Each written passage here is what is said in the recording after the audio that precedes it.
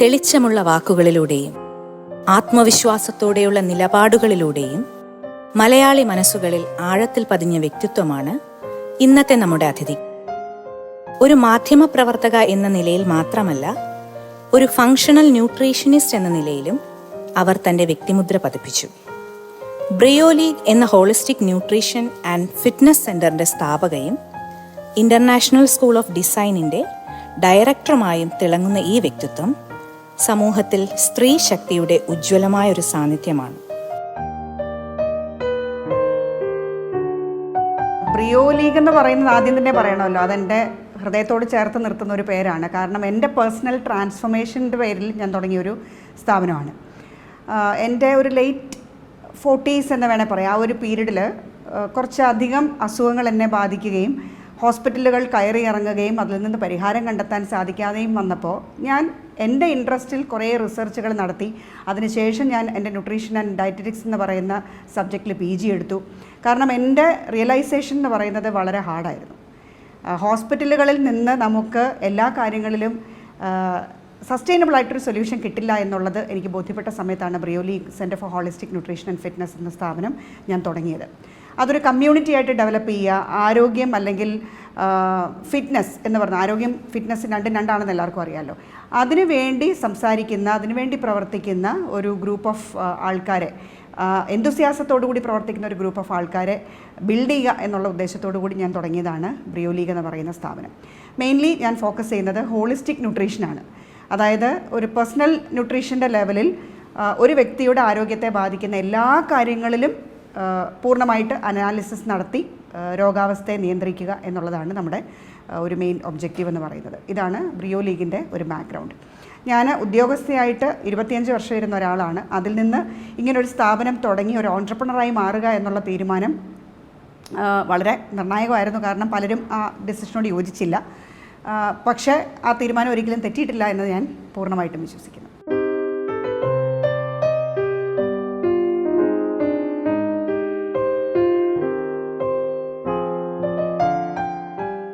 ദീർഘകാല ലക്ഷ്യം എന്താണെന്ന് ചോദിച്ചാൽ ഞാൻ ഉറപ്പിച്ചു പറയും, നമ്മുടെ യുവതയെ ഒന്ന് നേരായ വഴിയിലൂടെ നടക്കാൻ സഹായിക്കുക എന്നത് തന്നെയാണെന്ന്. കാരണം ഞങ്ങൾ വളരെ ഡീറ്റെയിൽ ആയിട്ടൊരു ബയോ ഇൻഡിവിജ്വാലിറ്റി അസസ്മെൻറ്റ് നടത്താറുണ്ട്. അത് ഗ്രൂപ്പിനുള്ളിലും പെർഫോം ചെയ്യാറുണ്ട്, ഇൻഡിവിജ്വലായിട്ട് നടത്താറുണ്ട്. ഇതിൽ ചെയ്യുന്നത് ഒരു അരമണിക്കൂർ സമയം കൊണ്ട് ഒരു പേഷ്യൻറ്റുമായിട്ട് ഇൻറ്ററാക്ട് ചെയ്യുക. പേഷ്യൻ്റ് ആയിരിക്കണം എന്ന് നിർബന്ധമില്ല.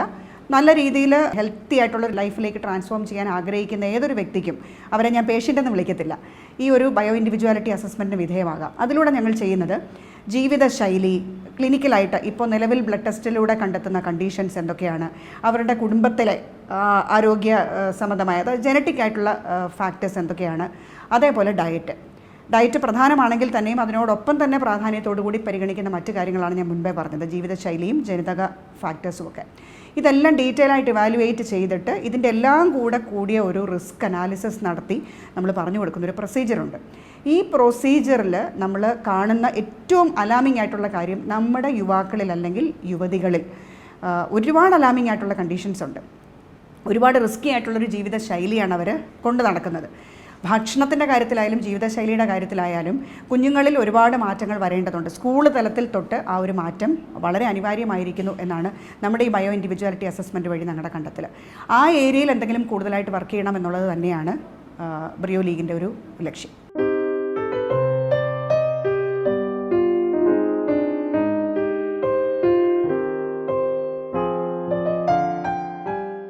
ബ്രിയോലീഗ് തുടങ്ങുന്നതിന് മുൻപ് ഞാൻ 25 വർഷം ഒരു സ്ഥാപനത്തിൽ ഉദ്യോഗസ്ഥയായിട്ട് ജോലി ചെയ്തതാണ്. കൺസ്ട്രക്ഷൻ ഇൻഡസ്ട്രിയിൽ കണ്ടിന്യൂസ് ആയിട്ട് ഒരേ സ്ഥാപനത്തിൽ 25 years ഞാൻ വർക്ക് ചെയ്തു. നല്ലൊരു അഡ്മിനിസ്ട്രേറ്ററായിട്ട് എനിക്ക് പ്രവർത്തിക്കാൻ കഴിയുന്നത് ആ സ്ഥാപനത്തിൽ നിന്ന് എനിക്ക് കിട്ടിയ അനുഭവ സമ്പത്ത് തന്നെയാണ്. ലീഡർഷിപ്പ് രണ്ടിടങ്ങളിലും നമുക്ക് ഉപയോഗിക്കേണ്ടി വരും. ഒരു ലീഡർക്ക് മാത്രമേ ഉദ്യോഗസ്ഥയായിരുന്നാലും ഒരു ഓൺട്രപ്രണർ ആയിരുന്നാലും നല്ല രീതിയിൽ ആ സ്ഥാപനത്തിൻ്റെ നടത്തിപ്പ് കൊണ്ടുപോകാൻ പറ്റുള്ളൂ. വ്യത്യാസം ഒന്നാണ്, നമുക്കൊരു സ്ഥാപനത്തിലായിരിക്കുമ്പോൾ നമ്മൾ എത്ര ഉയർന്ന പൊസിഷൻ ഹോൾഡ് ചെയ്യുന്നെങ്കിലും റീച്ച് ഔട്ട് ചെയ്യാൻ വീണ്ടും ഒരു സ്റ്റെപ്പ് മുകളിൽ ഹൈറാർക്കിയിൽ ആൾക്കാരുണ്ടാവും, ഒരു ടോപ്പ് മാനേജ്മെൻറ്റ് ഉണ്ടാവും. പക്ഷേ നമ്മുടെ സ്വന്തം സ്ഥാപനമാകുമ്പോൾ എല്ലാ തീരുമാനങ്ങളും നമ്മുടേതാണ്. ഉറപ്പിച്ചൊരു കാര്യമെന്ന് പറയുന്നത് നമ്മുടെ നിയന്ത്രണത്തിലാണ്. പക്ഷേ സെർട്ടൻറ്റി എന്ന് പറയുന്നൊരു കാര്യത്തിൽ ഭയങ്കരമായ അനിശ്ചിതത്വമാണ്, അല്ലേ? നമുക്ക് ബിസിനസ് എന്ന് പറയുമ്പോൾ ഒന്നും ഉറപ്പില്ല, ക്ലിയർ ഫോക്കസിൽ പോകണം. അപ്പോൾ ലീഡർഷിപ്പ് എന്ന് പറയുമ്പം നമ്മുടെ സ്വന്തം സ്ഥാപനത്തിൽ നമ്മൾ തന്നെയാണ് ലീഡർ, നമുക്ക് റീച്ച് ഔട്ട് ചെയ്യാൻ ആരുമില്ല. അതുകൊണ്ട് നമ്മൾ കുറച്ചുകൂടെ നമ്മുടെ തോട്ട് പ്രോസസ്സ് ചേഞ്ച്ഡ് ആവും, നമ്മൾ കോൺഫിഡൻസ് ലെവൽ ഇമ്പ്രൂവ് ചെയ്യാനായിട്ട് ഒരുപാട് സെൽഫായിട്ട് നമ്മൾ എഫേർട്സ് എടുക്കും, നമ്മുടെ അപ്രോച്ച് ടോട്ടലി നമുക്ക് ഡിഫറെൻ്റ് ആവും. അതാണ് എൻ്റെ ഒരു എക്സ്പീരിയൻസ് എന്ന് പറയുന്നത്. ബ്രിയോ ലീഗ് തുടങ്ങുന്ന സമയത്ത് എനിക്ക് ഒരു സോഫ്റ്റ്വെയറിൻ്റെ സപ്പോർട്ടൊന്നും ഉണ്ടായിരുന്നില്ല. കോവിഡ് വന്ന സമയത്ത് ഏതാണ്ട് 2 വർഷത്തോളം നമുക്കൊന്നും ചെയ്യാനില്ലാതിരുന്ന സമയത്ത് ഒരു വലിയ ഡേറ്റാബേസ് ഡെവലപ്പ് ചെയ്യുന്നതിന് ഞാൻ തുടക്കമിട്ടു. എൻ്റെ കൂടെ സഹായിക്കാൻ 3-4 പേരുണ്ടായിരുന്നു. അങ്ങനെ ഞങ്ങൾ ഫുഡിൻ്റെ ഒരു വലിയ ഡേറ്റാബേസ് ഉണ്ടാക്കി. 2000-ലധികം വരുന്ന ഫുഡ് മാക്രോ ന്യൂട്രിയൻ കോമ്പസിഷനാണ്. അപ്പോൾ നമ്മുടെ സൗത്ത് ഇന്ത്യൻ ഹൗസ് ഹോൾഡുകളിൽ നമ്മൾ പ്രിപ്പയർ ചെയ്യുന്ന ഫുഡുകളിൽ ഏതാണ്ട് എല്ലാം തന്നെ നമുക്കതിൽ നിന്ന് ഒരു 90% ആക്യുറസിയോടുകൂടി കൃത്യമായിട്ട് കാലറിഫിക് വാല്യൂ കാൽക്കുലേറ്റ് ചെയ്യാൻ പറ്റുന്ന രീതിയിലൊരു സോഫ്റ്റ്വെയർ ഞങ്ങൾ ഡെവലപ്പ് ചെയ്തു. അതായിരുന്നു പ്രധാനമായിട്ടും എൻ്റെ നേട്ടം. ഞാൻ കണ്ട ഒരു കാര്യം, നമുക്ക് എത്ര നോളജ് ഉണ്ടായിട്ടും എക്സ്പീരിയൻസ് ഉണ്ടായിട്ടും എക്സ്പെർട്ടൈസ് ഉണ്ടായിട്ടും കാര്യമില്ല. നമുക്ക് ബിസിനസ് സ്ട്രാറ്റജൈസ് ചെയ്യാൻ കഴിയണം. അത് കഴിയാത്തിടത്തോളം നമ്മുടെ നോളജ് ഒരിക്കലും ബിസിനസ്സായിട്ട് കൺവേർട്ട് ചെയ്യാൻ സാധിക്കില്ല എന്നുള്ളത് എൻ്റെ എക്സ്പീരിയൻസ് ആണ്. കാരണം 5-6 വർഷത്തിലധികമായി ഞാൻ ബിസിനസ്സിലേക്ക് വന്നിട്ട് ഇപ്പോഴും എനിക്ക് ഫോക്കസ് ഉണ്ട്. എനിക്ക് എൻ്റെ കയ്യിൽ എല്ലാ തരത്തിലുള്ള നോളജ്, ഞാൻ പറഞ്ഞ കേരളത്തിൽ എടുത്തു കഴിഞ്ഞാൽ ഞങ്ങളുടേതായിട്ടുള്ള യുണീക്കായിട്ടുള്ള പ്രൊപ്പോസിഷൻസ് ഉള്ള മറ്റൊരാളും ഈ ഹോളിസ്റ്റിക് ന്യൂട്രീഷൻ മേഖലയിൽ വർക്ക് ചെയ്യുന്നില്ല. പക്ഷേ ആൾക്കാരിലേക്ക് എത്തിക്കുക എന്നുള്ളിടത്ത് എനിക്ക് തോന്നുന്നത് ഞാനൊരു സക്സസ്ഫുൾ ആയിട്ടുള്ള ഒരാളായിട്ടില്ല. അതിനുള്ള ശ്രമങ്ങൾ ഇപ്പോൾ നടത്തിക്കൊണ്ടിരിക്കുകയാണ്.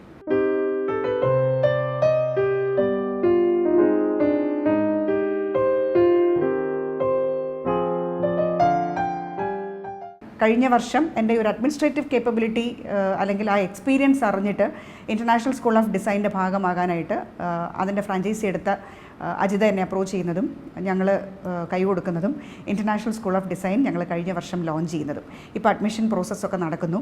ഇത് design education, VFX, graphics, interior, fashion ഉൾപ്പെടെ ഡിസൈനുമായി ബന്ധപ്പെട്ട എല്ലാ മേഖലകളിലും കോഴ്സസ് കൊടുക്കുന്ന ഒരു ഡൽഹി ബേസ്ഡ് ഇൻസ്റ്റിറ്റ്യൂട്ടാണ് വിത്ത് ഗ്ലോബൽ കൊളാബറേഷൻസ്. ഒരുപാട് പ്രത്യേകതകളുള്ളൊരു ഇൻസ്റ്റിറ്റ്യൂട്ടാണ്. അതുകൊണ്ടാണ് ഞാൻ പഠിച്ച് അതിലേക്കും കൂടെ വന്നു ചേരാൻ തീരുമാനിച്ചത്.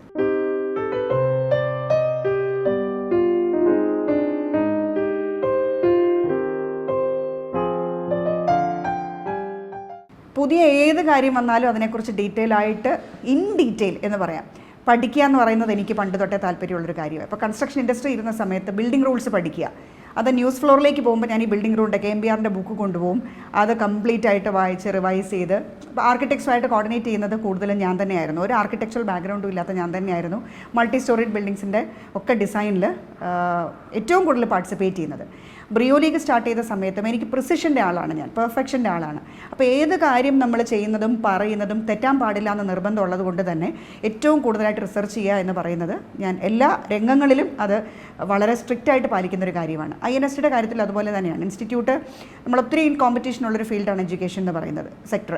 അപ്പോൾ നമ്മളൊരു ഇൻസ്റ്റിറ്റ്യൂട്ടിന് തുടക്കം കുറിക്കുമ്പോൾ അത് എല്ലാ തരത്തിലും കുട്ടികൾക്ക് ഫൈനലി കുട്ടികളെ നല്ല ഇൻഡിവിജ്വൽസായിട്ട് കേപ്പബിൾ ആയിട്ടുള്ള ഇൻഡിവിജ്വൽസായിട്ട് മാറ്റുക എന്നുള്ളതാണല്ലോ ഇൻസ്റ്റിറ്റ്യൂട്ടിൻ്റെ ചുമതല. അപ്പോൾ അതിന് പൂർണ്ണമായിട്ടും കേപ്പബിൾ ആക്കുന്ന ഒരു ഇൻസ്റ്റിറ്റ്യൂട്ട് എന്നുള്ള രീതിയിലുള്ള പഠനമാണ് INSTയുടെ കാര്യത്തിൽ എന്നെ സഹായിച്ചത്.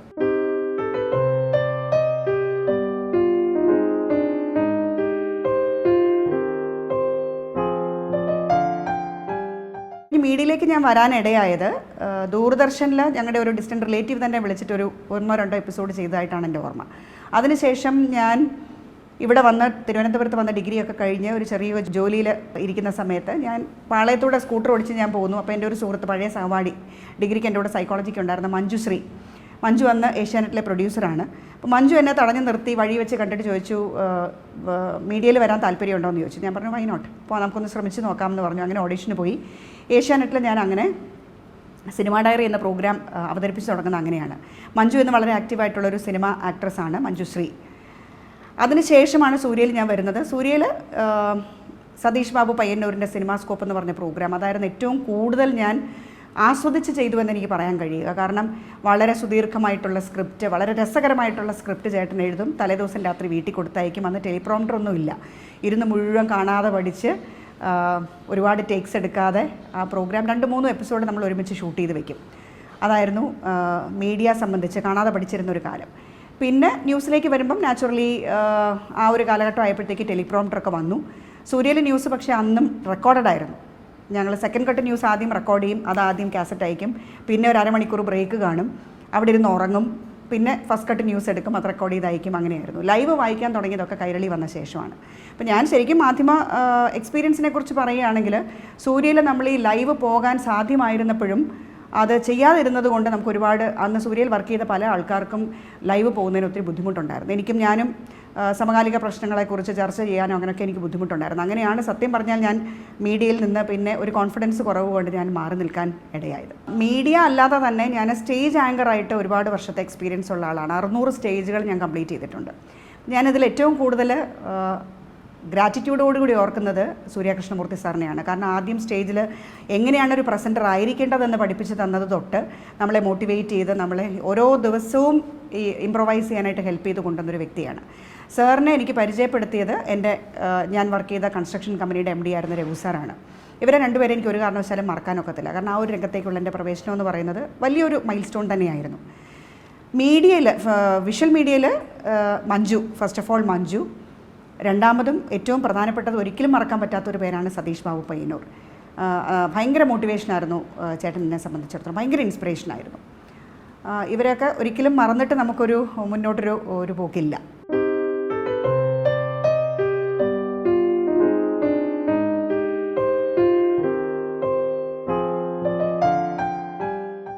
മാധ്യമ മേഖലയിൽ ഏതാണ്ട് 27 വർഷത്തോളം പ്രവർത്തിച്ചു. തുടക്കം VJ ആയിട്ടായിരുന്നു. ദൂരദർശനിലെ ചിത്രഗീതം എന്ന പരിപാടി അവതരിപ്പിച്ചുകൊണ്ടാണ് തുടങ്ങിയത്. അത് എത്ര എപ്പിസോഡ് ചെയ്തെന്ന് എനിക്ക് വ്യക്തമായിട്ട് ഓർമ്മയില്ല. അതിനുശേഷം VJ ആയിട്ട് കൂടുതൽ വർക്ക് ചെയ്തത് ഏഷ്യാനെറ്റിലാണ്, സിനിമ ഡയറി എന്ന പ്രോഗ്രാം. 3 വർഷത്തിലധികം വർക്ക് ചെയ്തു. പിന്നീട് സൂര്യയിൽ വന്നു. സൂര്യയിലും ഒരു പ്രൈവറ്റ് പ്രൊഡക്ഷനായിരുന്നു, സതീഷ് ബാബു പയ്യന്നൂരിൻ്റെ സിനിമ സ്കോപ്പ് എന്ന് പറയുന്ന പ്രോഗ്രാമായിരുന്നു. അത് ഒരുപാട് അവാർഡുകൾ എനിക്ക് മേടിച്ചെന്നൊരു പ്രോഗ്രാമാണ്. അത് സൂര്യയിൽ പ്രൈവറ്റ് പ്രൊഡക്ഷൻ്റെ ഭാഗമായിട്ട് ചെയ്തു. പിന്നീട് ഞാൻ ന്യൂസ് റീഡിങ്ങിലേക്ക് വന്നു. സൂര്യയിൽ 13 വർഷത്തോളം വായിച്ചു. അതിനുശേഷം കൈരളിയിൽ 7 വർഷം വാർത്ത വായിച്ചാണ് ഞാൻ മാധ്യമ ജീവിതം അവസാനിപ്പിച്ചത്.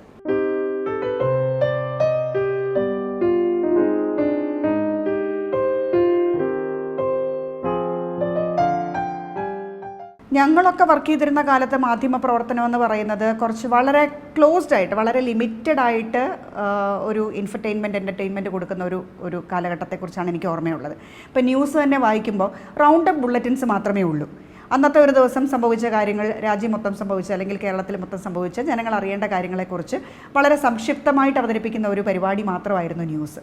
ഇന്ന് അങ്ങനെയല്ലല്ലോ. ഇന്ന് മൊത്തം എല്ലാ കാര്യങ്ങളും സെൻസേഷണലൈസ് ചെയ്യുക, റേറ്റിംഗ് കൂട്ടുക, അതാണല്ലോ ഇന്നത്തെ മാധ്യമ പ്രവർത്തനം എന്ന് പറയുന്നത്.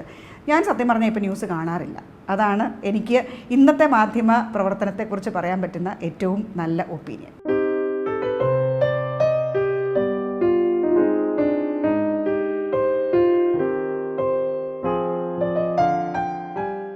സ്കൂളിൽ പഠിച്ചിരുന്ന കാലത്തൊന്നും അങ്ങനെ കലാപരമായ കാര്യങ്ങളിൽ എൻഗേജ് ചെയ്തിട്ടുള്ള ഒരാളല്ല ഞാൻ. കൂടുതലും പ്രസംഗ മത്സരം, റെസിറ്റേഷൻ, സ്പോർട്സ്.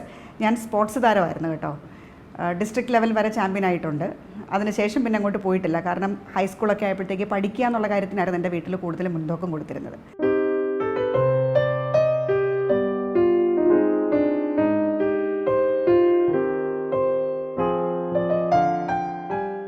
വ്യക്തി ജീവിതത്തിലോ ഉദ്യോഗസ്ഥ ജീവിതത്തിലോ അല്ലെങ്കിൽ മാധ്യമം ഒഴികെയുള്ള മറ്റു മേഖലകളിലോ എനിക്കങ്ങനെ സ്ത്രീ എന്നുള്ള തരത്തിൽ യാതൊരു തരത്തിലും മാറ്റി നിർത്തപ്പെട്ടതായിട്ട് തോന്നിയിട്ടില്ല. ഒരു ചാലഞ്ചും എനിക്ക് ഫേസ് ചെയ്യേണ്ടതായിട്ട് വന്നിട്ടില്ല.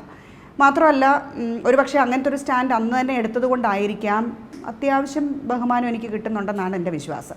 മറ്റൊരു സ്ഥലങ്ങളിൽ നിന്നും എനിക്ക് മോശമായ അനുഭവം നേരിടേണ്ടി വന്നിട്ടില്ല.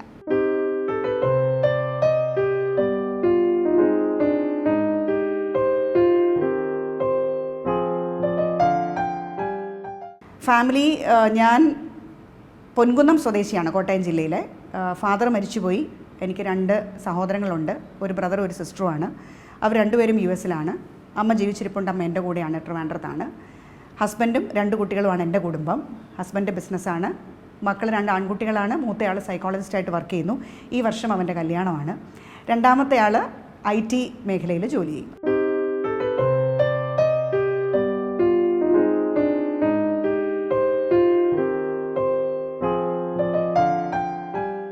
കുറച്ച് കോംപ്ലിക്കേറ്റഡ് ആയിട്ടുള്ള ക്വസ്റ്റ്യനാണ്.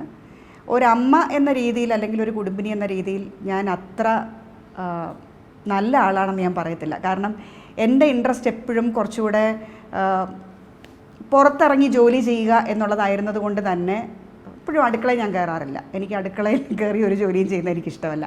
അതിനൊക്കെ എനിക്കെപ്പോഴും പരസഹായം വേണം. അതുകൊണ്ട് തന്നെ ഇഷ്ടപ്പെട്ട ഭക്ഷണം വെച്ച് കൊടുക്കുന്നതിലൂടെയോ അങ്ങനെ പിള്ളേരുടെയൊക്കെ പ്രീതി കിട്ടുന്ന പല കാര്യങ്ങളുണ്ടല്ലോ, അത്തരം കാര്യങ്ങളിലൊന്നും ഞാൻ അത്ര ഉത്സാഹം കാണിച്ചിട്ടില്ല. ഞാൻ പക്ഷേ നല്ലൊരു ഫ്രണ്ടാണെന്നാണ് പലരും പറയാറുള്ളത്. നല്ലൊരു മെൻറ്ററാണ്. പലർക്കും പല പ്രശ്നങ്ങളും വരുമ്പോൾ ഒരു സൊല്യൂഷന് വേണ്ടി എന്നെ അപ്രോച്ച് ചെയ്ത് അവർക്ക് നല്ല രീതിയിൽ സഹായം കൊടുക്കാൻ എനിക്ക് സാധിക്കുന്നുണ്ട് എന്ന് പലരും അറിഞ്ഞതുകൊണ്ട് തന്നെ എനിക്ക് ആ രംഗത്ത് വർക്ക് ചെയ്യുന്നതിൽ എനിക്ക് ഒത്തിരി തൃപ്തി ഉണ്ടായിട്ടുണ്ട്. പിന്നെ എപ്പോഴും ഒരു സ്ഥാപനത്തിൻ്റെ പൂർണ്ണമായ നടത്തിപ്പ് ഏറ്റെടുക്കുക, അത് ചെയ്യുക, ഇത്തരം കാര്യങ്ങളിലൊക്കെയാണ് എനിക്ക് തോന്നുന്നത് ഞാനൊരു വിമൻ എന്നുള്ള രീതിയിൽ നന്നായിട്ട് പെർഫോം ചെയ്യുന്നത്.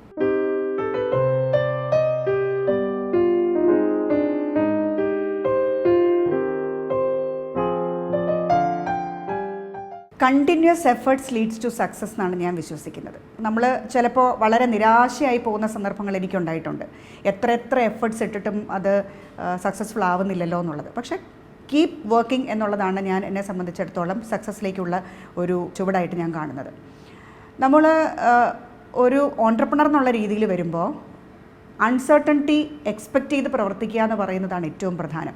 അവിടെ നമ്മൾ ക്രൈസിസ് വന്നു, സങ്കടപ്പെട്ടു, നമുക്കങ്ങനെ ഇരിക്കാനായിട്ട് അഫോർഡ് ചെയ്യാൻ പറ്റത്തില്ല. അതുകൊണ്ട് ഓരോ ദിവസവും നമുക്ക് സെയിം ആയിരിക്കും എന്നൊരിക്കലും പ്രതീക്ഷിച്ച് ജോലി ചെയ്യാൻ പറ്റത്തില്ല.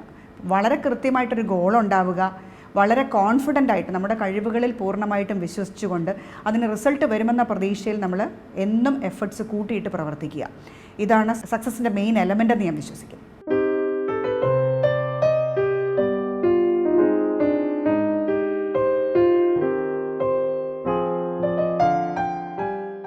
ഒരു ഓൺട്രപ്രണർ ആവാൻ ആഗ്രഹിക്കുന്നുവെങ്കിൽ വേണ്ടത് മാർക്കറ്റ് ചെയ്യാനായിട്ടുള്ള കേപ്പബിലിറ്റിയാണ്. ഞാൻ നേരത്തെ പറഞ്ഞിരുന്നു, നമുക്ക് എത്ര നോളജ് ഉണ്ടായിട്ടും എക്സ്പെർട്ടൈസ് ഉണ്ടായിട്ടും കാര്യമില്ല. നമ്മുടെ പ്രോഡക്റ്റിനെ അല്ലെങ്കിൽ സർവീസിനെ നമ്മൾ ആളുകളിലേക്ക് എത്തിക്കുന്നതിൽ ഇന്ന് വളരെയേറെ കോമ്പറ്റീഷനുള്ളൊരു സാഹചര്യമാണ്. വ്യക്തമായിട്ടുള്ളൊരു ഗോൾ ഉണ്ടായിരിക്കണം, ഒരു മിഷനും വിഷൻ സ്റ്റേറ്റ്മെൻറ്റും ഉണ്ടായിരിക്കണം, കോൺഫിഡൻസ് ഉണ്ടായിരിക്കണം, ക്രൈസിസ് ഫേസ് ചെയ്യാനായിട്ടും അത് ഓവർകം ചെയ്യാനായിട്ടുള്ളൊരു ഡിറ്റർമിനേഷൻ ഉണ്ടായിരിക്കണം, വിൽ പവർ ഉണ്ടായിരിക്കണം. ഇതൊന്നുമില്ലാതെ കുറച്ച് പൈസ മാത്രം കൊണ്ട് ബിസിനസ്സിൽ വന്നാൽ അത് നഷ്ടപ്പെടുമെന്നല്ലാതെ ഒരു പ്രയോജനം ഉണ്ടാവത്തില്ല. സോ എന്തിനും വേണ്ടത് അൺസർട്ടനിറ്റി ഫേസ് ചെയ്യാനായിട്ടുള്ള ഒരു കേപ്പബിലിറ്റി. നമുക്കൊപ്പം ആരും ഉണ്ടാവില്ല, നമ്മൾ തന്നെയായിരിക്കും. നമ്മൾ തീരുമാനം എടുക്കുന്നത് നമ്മളാണെങ്കിൽ നമ്മൾ തന്നെയായിരിക്കും അത് ഫേസ് ചെയ്യേണ്ടി വരിക എന്നുള്ളത് വിശ്വസിച്ചുകൊണ്ട് ഒരു ഓൺട്രപ്രണർ ആയാൽ ഡെഫിനറ്റ്ലി നമുക്ക് സക്സസ് ഉണ്ടാകും.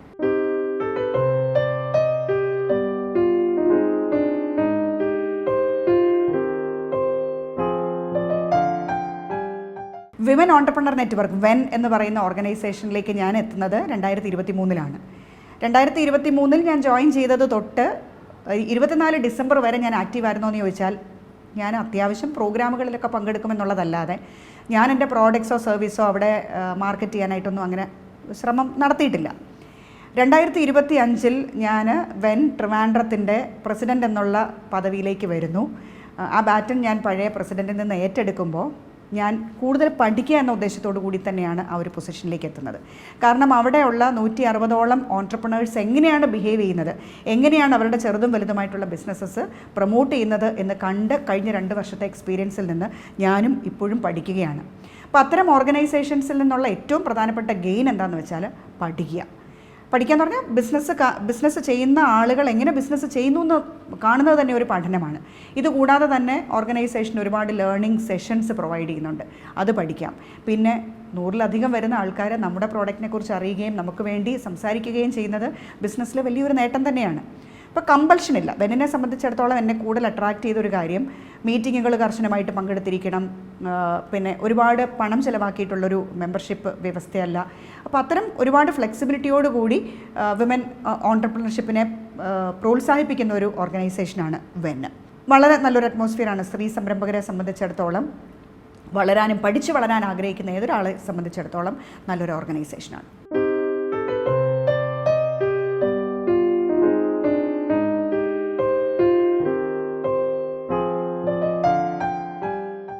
ഈശ്വരവിശ്വാസിയാണ് ഞാൻ. ആ പവറിൽ അങ്ങേറ്റം വിശ്വസിക്കുന്നുണ്ട്. പക്ഷേ കൃത്യമായി പള്ളി പോകുമെന്ന് ചോദിച്ചാൽ ഇല്ല. എനിക്ക് ഒരു വലിയ കൂട്ടായ്മയുടെ മുമ്പിൽ പോയി ഒത്തിരി ശബ്ദവും ബഹളവും ഒക്കെ ഉള്ളിടത്ത് പ്രാർത്ഥിക്കുന്നതിനേക്കാളും ഒറ്റയ്ക്ക് ഒരിടത്തിരുന്ന് കൂടുതൽ സമയം പ്രാർത്ഥിക്കുക എന്നുള്ളതാണ് എനിക്കിഷ്ടം. ഈശ്വരവിശ്വാസിയാണ്.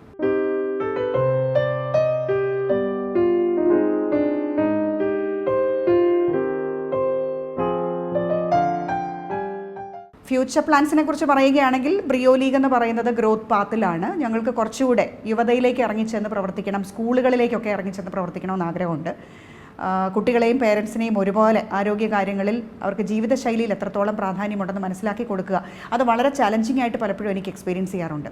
അപ്പോൾ ഞാൻ ടോക്സ് കൊടുക്കാനായിട്ട് കോളേജസിൽ, പ്രത്യേകിച്ചും ഞാൻ 2 വർഷം അടുപ്പിച്ച് പോയത് ഇവിടുത്തെ ഒരു ട്രിവാൻഡ്രത്തുള്ള ഒരു ഡെൻ്റൽ കോളേജിലാണ്. 200-ലധികം വരുന്ന കുട്ടികളുമായിട്ട്, അതായത് ഡെൻ്റൽ സ്റ്റുഡൻസുമായിട്ട് ഇൻട്രാക്ട് ചെയ്യുമ്പോൾ 100 പേരിൽ 10 പേർക്ക് പോലും നല്ലൊരു ജീവിതശൈലി നയിക്കാൻ സാധിക്കുന്നില്ല, നല്ല ഭക്ഷണം കഴിക്കാൻ സാധിക്കുന്നില്ല കഴിഞ്ഞ 8-10 വർഷമായിട്ട്. അപ്പോൾ ഒരു ഗ്രോത്ത് സ്പേർട്ടിൻ്റെ ഏജ് ഉണ്ടല്ലോ, 13 വയസ്സ് മുതൽ 18 വയസ്സ് വരെ ഒരു കുഞ്ഞിൻ്റെ പൂർണ്ണ വളർച്ച എത്തുന്ന പ്രായം. ആ പ്രായത്തിൽ 9 മണിക്കൂർ ഔട്ട് ഓഫ് 24 hours ഉറക്കം വേണ്ടെടുത്ത് അതിൻ്റെ പകുതി പോലും കുട്ടികൾക്ക് ഉറക്കം കിട്ടുന്നില്ല. നല്ല ഭക്ഷണം കഴിക്കുക, കൃത്യസമയത്ത് ഭക്ഷണം കഴിക്കുക, സമയമെടുത്ത് ഭക്ഷണം കഴിക്കുക, ഇത്തരം ജീവിതശൈലി കാര്യങ്ങളുണ്ട്. ഇത്തരം കാര്യങ്ങളിലൊന്നും ശ്രദ്ധ കേന്ദ്രീകരിക്കാൻ കഴിയാതെ പഠിക്കുക, ആ ഒരു എക്സാം സ്കോർ കാർഡിൽ മാത്രം കോൺസെൻട്രേറ്റ് ചെയ്ത് പ്രവർത്തിക്കുക എന്നുള്ളത് ഒരു 20കളിൽ ലേറ്റ് 20s അല്ലെങ്കിൽ ഏർലി 30s ഈ കുട്ടികളെ രോഗികളാക്കി മാറ്റുന്നു. ഇതാണ് ഞാൻ ബയോ ഇൻഡിവിജ്വാലിറ്റി അസസ്മെൻറ്റ് ടെസ്റ്റ് നടത്തുമ്പോൾ കണ്ടെത്തുന്ന ഏറ്റവും പ്രധാനപ്പെട്ട നിരീക്ഷണം എന്ന് പറയുന്നത്. അതിനൊരു കറക്ഷൻ സ്കൂൾ ലെവലിൽ നടത്തി തുടങ്ങണം, അല്ലെങ്കിൽ പേരൻസ് അവെയർ ആവണം. എൻ്റെ കുട്ടിക്ക് കൂടുതൽ ഉറക്കം ആവശ്യമാണ്, എൻ്റെ കുട്ടിക്ക് പോഷകാഹാരം ആവശ്യമാണ്. അത് പേരൻസിനെ പറഞ്ഞ് മനസ്സിലാക്കുക, അവർക്ക് അവയർനെസ് സെഷൻസ് കൊടുക്കുക എന്നുള്ളത് തന്നെയാണ് ബ്രിയോ ലീഗ് മുന്നോട്ട് പോകുമ്പോൾ ഞാൻ ഉദ്ദേശിക്കുന്ന ഒരു പ്രധാനപ്പെട്ട കാര്യം. ഇൻ്റർനാഷണൽ സ്കൂൾ ഓഫ് ഡിസൈനിനെ സംബന്ധിച്ചിടത്തോളം ഡിസൈൻ എഡ്യൂക്കേഷൻ കുട്ടികൾക്ക് വ്യക്തിഗതമായ ശ്രദ്ധ കൊടുക്കുക എന്നുള്ളൊരു പോളിസി, അതാണ് എനിക്ക് ഈ ഇൻസ്റ്റിറ്റ്യൂട്ടിൻ്റെ ഒരു പ്രധാനപ്പെട്ട ഫീച്ചർ എനിക്ക് ഏറ്റവും കൂടുതൽ എന്നെ ഏറ്റവും കൂടുതൽ അട്രാക്റ്റ് ചെയ്തത്. കാരണം ഒരു ഡിസൈൻ എഡ്യൂക്കേഷൻ എന്ന് പറഞ്ഞാൽ ക്രിയേറ്റീവായിട്ടുള്ള പിള്ളേർ വരുന്നത്, അവരോട് നമ്മൾ 5 മിനിറ്റിനുള്ളിൽ ക്രിയേറ്റിവിറ്റി തരണം എന്ന് പറഞ്ഞാൽ ഒരിക്കലും എല്ലാവരിൽ നിന്നും ഒരേപോലെ നമുക്ക് ക്രിയേറ്റിവിറ്റി എക്സ്പെക്ട് ചെയ്യാൻ പറ്റത്തില്ല. ഇവിടെ ഞങ്ങൾ ആപ്റ്റിറ്റ്യൂഡ് ടെസ്റ്റ് കൊടുക്കുമ്പോൾ തന്നെ 1 മണിക്കൂറിൽ ആപ്റ്റിറ്റ്യൂഡ് കംപ്ലീറ്റ് ചെയ്യുന്നവരുണ്ട്. അതിനേക്കാളും പെർഫെക്റ്റ് ഔട്ട്പുട്ട് 2-3 മണിക്കൂർ ഇരുന്ന് തരുന്ന കുട്ടികളുണ്ട്. അപ്പോൾ ക്രിയേറ്റിവിറ്റിക്ക് സമയമുണ്ട്. ഇപ്പോൾ നമ്മൾ ടൈം ബൗണ്ടായിട്ട് വർക്ക് ചെയ്യേണ്ട ഒന്നല്ല ക്രിയേറ്റിവിറ്റി എന്ന് പറയുന്നത്. അതുകൊണ്ട് കുറച്ചുകൂടെ സമയമെടുത്ത് കുട്ടികളെ നല്ല ക്രിയേറ്റീവ് മൈൻഡ്സായിട്ട് ഡെവലപ്പ് ചെയ്യാനായിട്ട് ഉള്ളൊരു സിസ്റ്റം, അതിന് ഏറ്റവും അനുയോജ്യമായിട്ടുള്ളൊരു സർക്കംസ്റ്റാൻസ് ക്രിയേറ്റ് ചെയ്തെടുക്കുക എന്നുള്ളത് തന്നെയാണ് INST ഒരു ലോങ് ടേം ഇൻട്രസ്റ്റ് എന്ന് പറയുന്നത്.